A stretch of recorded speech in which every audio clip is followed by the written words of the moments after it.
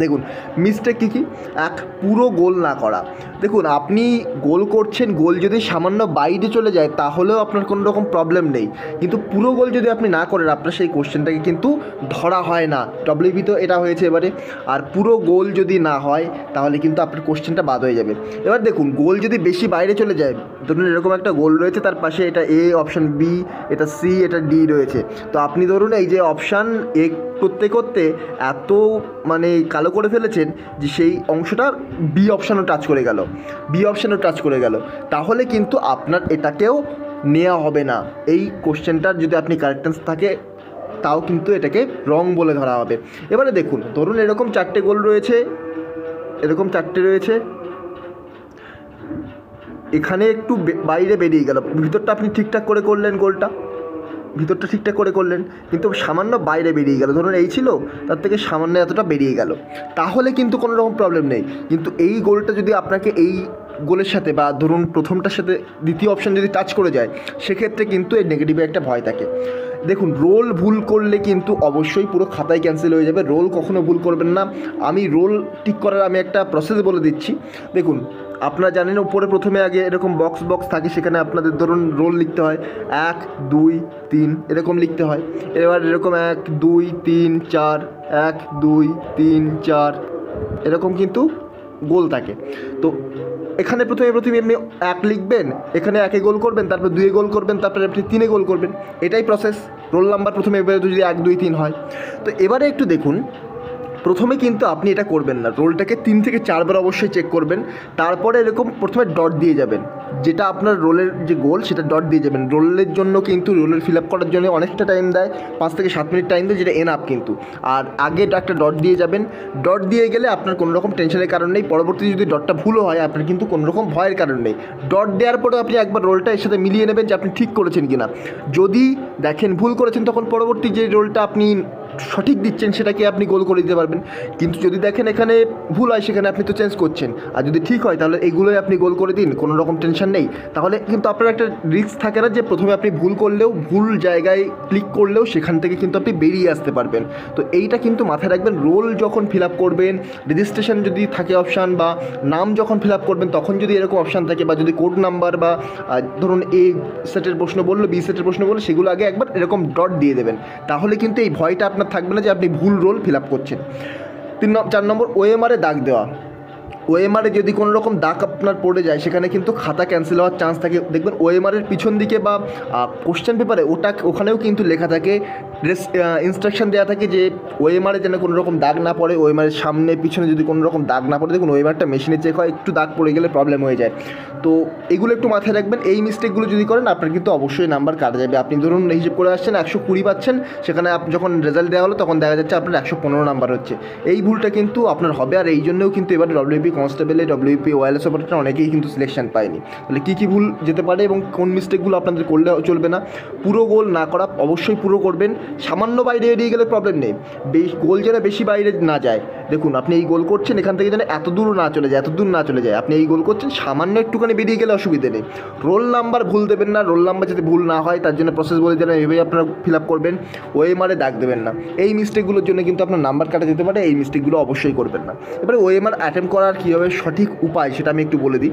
দেখুন একটা ডব্লিউবিসিএস বা অন্য যে কোনো পরীক্ষা যেখানে 200টা কোশ্চেন রয়েছে, ডব্লিউবিসিএস ক্ষেত্রে 200টা কোশ্চেন রয়েছে, 200টা কোশ্চেন মানে সেখানে কোশ্চেন বাংলাতে থাকবে, ইংলিশে থাকবে, সম্ভবত নেপালিতেও থাকে।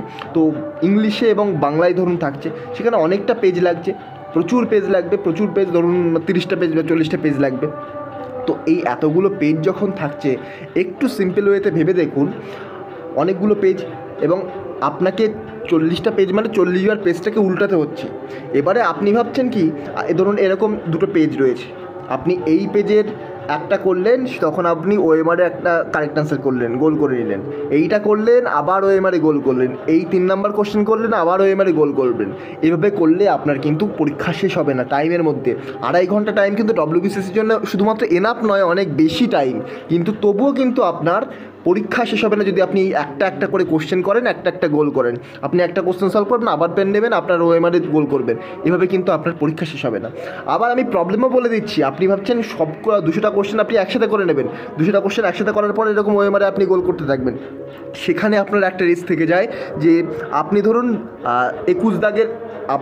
21 দাগের বি আনসার আর 22 দাগের ধরুন সি আনসার, সেখানে আপনি যদি একটা মিস করে যান, একটা অপশান একটা কোশ্চেন যদি মিস করে যান, তারপর দেখবেন পরপর আপনার ভুলে যাবে, মোটামুটি আপনার পরীক্ষায় চান্স পাওয়ার কোনো চান্সই কিন্তু তখন থাকবে না। তো এটা কখনোই করবেন না যে 200টা কোশ্চেন আপনি একসাথে করে নেবেন, তাহলে কিন্তু কখনো কখনো এটা রিস্কও থেকে যায়, মোটামুটি 60-70টা কোশ্চেন পরপর ভুল হয়ে যেতে পারে আপনার। তারপরে পরপর যেগুলো একটা অ্যান্সার করে ওএমআরে গোল করব, এমনটা মানসিকতা থাকলেও কিন্তু চলবে না আপনার। তাহলে কি করা উচিত? এখানে আপনি দুটো পদ্ধতি অবলম্বন করতে পারেন। একটা, আপনি 20 মিনিট করে সলভ করুন। আপনি 20 মিনিট ফার্স্ট ধরুন 20 মিনিট বা ফার্স্ট 25 মিনিট বা আপনার ক্যাপাবিলিটি অনুযায়ী আপনি ফার্স্ট 15 মিনিট সলভ করুন। 15 মিনিটে দেখলেন 7 থেকে 8টা কোশ্চেন সলভ হলো, সেগুলো আপনি ওএমআরে ফার্স্ট গোল করে নিলেন। ভালো করে মন দিয়ে গোল করবেন, যেন গোল 8 দাগেরটা মানে 21 দাগেরটা 22 দাগে না চলে যায়, আর 22 দাগেরটা 21 দাগে না চলে যায়, তাহলে কিন্তু কোশ্চেন ভুল হয়ে যাবে। এবারে দেখুন, ফার্স্ট 20 মিনিট আপনি সেট করে রাখলেন, 20 মিনিট শেষ করে রাখলেন, তারপরে আপনি কিন্তু গোলগুলো করে নিলেন 20 মিনিটে যেগুলো আপনার হলো, তারপর নেক্সট 20 মিনিটে আবার যেগুলো হলো সেগুলো অ্যাটেম্প করে নিলেন, তারপর নেক্সট 20 মিনিটে যেগুলো হলো অ্যাটেম্প করে নিলেন। এভাবে আপনি এগোতে পারেন, একটা প্রসেস। আর একটা প্রসেস আপনাদের আছে, যেটা হলো 200টা কোশ্চেন আপনি 25টা করে ডিভাইড করে নিতে পারেন। আর আমি সবসময় বলি ইংলিশ আগে করবেন না ডব্লিউবিসির ক্ষেত্রে, ইংলিশে কারণ অনেক কনফিউশন থাকে। ইংলিশে আপনি যদি খুব ভালো হন তবুও আগে করবেন না, সব কিছু অ্যাটেন্ড করার পরে ইংলিশে আপনি ক্যালকুলেটিভ রিস্ক নিতে পারবেন, কিন্তু ইংলিশ আগে করলে কিন্তু আপনার যে কনফিডেন্স সেটা ভেঙে যেতে পারে। এটা এসএসসির এক্সাম নয়, ইংলিশ সেকেন্ড বা থার্ড হয়ে করতে হবে, এটা কিন্তু এসএসসির এক্সাম নয়, এখানে ডব্লিউবিসির এক্সাম, এখানে 200টা কোশ্চেন থাকে, এটা মাথায় রাখবেন। আর এরকম করতে পারেন যে আপনি 25টা করে সেকশনে ভাগ করে নিন, যে 25টা কোশ্চেনের অ্যান্সার আপনি করলেন, সেগুলো গোল করে নিলেন, আবার 25টা সেকশন করলেন, তারপর গোল করে নিলেন, তারপর আবার 25টা করলেন, গোল করে নিলেন। এগুলো করলে কিন্তু আপনার দেখবেন নেগেটিভ হওয়ার চান্স যেমন কমবে, টাইমও আপনার বাঁচবে, তার পাশাপাশি ভুল হয়ে যাওয়ার ভয়টাও কিন্তু আপনার আর থাকবে না। তো এইগুলো তো বলে দিলাম কীভাবে ওএমআরে আপনি অ্যাটেম্প করবেন। তো এবারে আমি কোশ্চেন সলভ করার কয়েকটা ট্রিক্স বলে দিই আপনাদের। অনেকেই জানেন, আগে আমি এই নিয়ে আলোচনা করেছি, তো আপনারা অনেকেই যারা শুনে থাকবেন তারা তো জানেন, যারা জানেন না তাদের জন্য বলে দিচ্ছি। ধরুন 2টো পেজ রয়েছে, এখানে 1 নাম্বার কোশ্চেন, এটা 2 নাম্বার, এটা 3 নাম্বার, এটা 4, 5, 6 নাম্বার, এতগুলো কোশ্চেন রয়েছে। ধরুন 6টা কোশ্চেন রয়েছে, আপনি অ্যাটেম্প করছেন। এবারে দেখুন এই 6টা কোশ্চেনের মধ্যে দেখা গেল 1 নাম্বার কোশ্চেন আপনি 100% শিওর, 3 নাম্বার কোশ্চেন আপনি 100% শিওর, 6 নাম্বার কোশ্চেন আপনি 100% শিওর। তখন কি করবেন?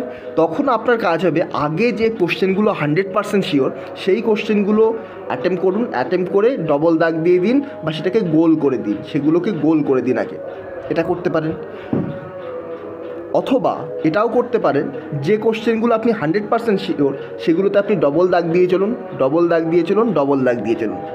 তারপরে ওই 25টা কোশ্চেনের মধ্যে আপনি যদি ধরুন 25টা কোশ্চেন একইবারে করবেন, 25টা কোশ্চেন একেবারে করবেন, তারপর ওএমআরে তুলবেন, সেক্ষেত্রে আপনি কী করবেন, যেগুলো আপনি 100% শিওর সেগুলো ডবল দাগ দিচ্ছেন, তারপরে যে কোশ্চেনগুলোয় আপনি মোটামুটি 75% শিওর, একটা অপশান নিয়ে আপনার একটু কনফিউশন রয়েছে বা আপনি জানেন এটা কারেক্ট অ্যান্সার কিন্তু আপনি সেইটা একেবারে 100% শিওর হতে পারছেন না, সেই কোশ্চেনগুলোই আপনি সিঙ্গেল দাগ দিয়ে চলুন। সেই কোশ্চেনগুলোই ধরুন এই 4, 2 আর 5 আপনি কনফিউশন রয়েছে, সিঙ্গেল দাগ দিয়ে চলুন। আর 4 নম্বরটা আপনি এখনও বুঝতে পারছেন না কী করবেন, তো 4 নম্বরটা ছেড়ে দিন, কোনো রকম দাগ দেওয়ার দরকার নেই।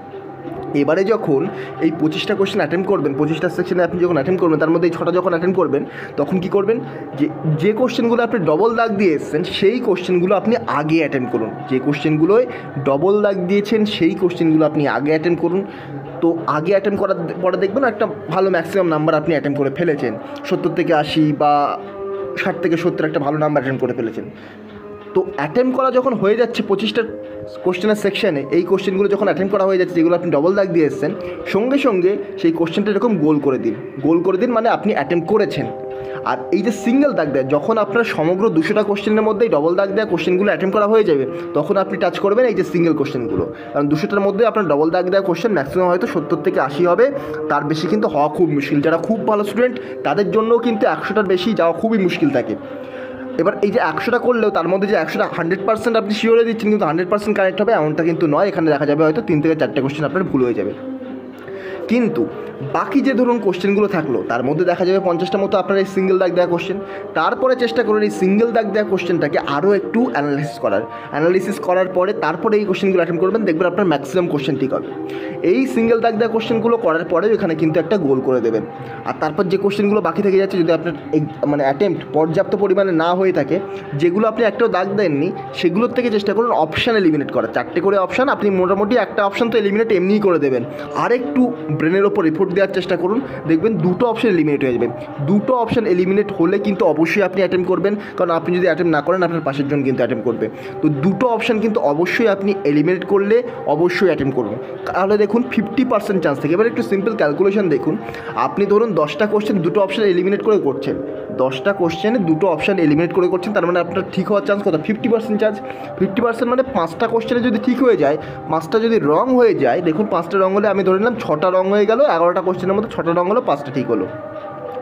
তাহলেও আপনার চান্সটা দেখুন, 6টা রং হলে 2 নাম্বার মাইনাস হবে, 2 নাম্বার মাইনাস হবে, আর 5টা ঠিক হলে 5 নাম্বার প্লাস হবে, মানে আপনার +3 হচ্ছে।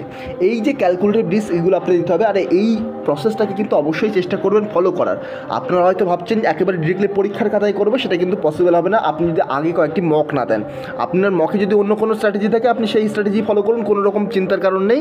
এই স্ট্র্যাটেজি ফলো করতে হবে এমনটা কিন্তু নয়। তবে আপনারা যদি নতুন হয়ে থাকেন, আপনারা যদি এখনও পর্যন্ত প্রপার স্ট্র্যাটেজি না থাকেন, তো এই স্ট্র্যাটেজিগুলো ফলো করুন। এগুলো সাধারণত ইউপিএসসির ক্ষেত্রে ইউজ করা হয়, আমি নিজেও ইউজ করে দেখেছি, খুব কাজ হয়। কারণ এই স্ট্র্যাটেজিগুলোতে কিন্তু দেখবেন নেগেটিভ হওয়ার চান্স অনেকটা কমে যায়, এবং নাম্বারের ক্ষেত্রে আপনি ক্যালকুলেটিভ রিস্ক নিতে পারেন। তো এইভাবে আপনারা অ্যাটেম্প করতে পারেন, তাহলে দেখবেন আপনাদের নাম্বারটা অনেকটা ইনক্রিজ করবে।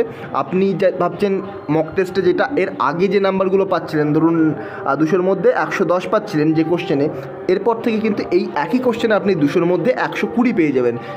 এইভাবে অ্যাটেম্প যদি আপনারা করতে পারেন। তো এইগুলো ছিল কয়েকটি ইনফরমেশান প্লাস আপনাদের স্ট্র্যাটেজি সাজেশান। তো যদি ভিডিওটা ভালো লেগে থাকে, এই ধরনের ভিডিও আরও পাওয়ার জন্য চ্যানেলটিকে সাবস্ক্রাইব করতে পারেন, পাশে থাকা বেল আইকনটিকেও প্রেস করতে ভুলবেন না।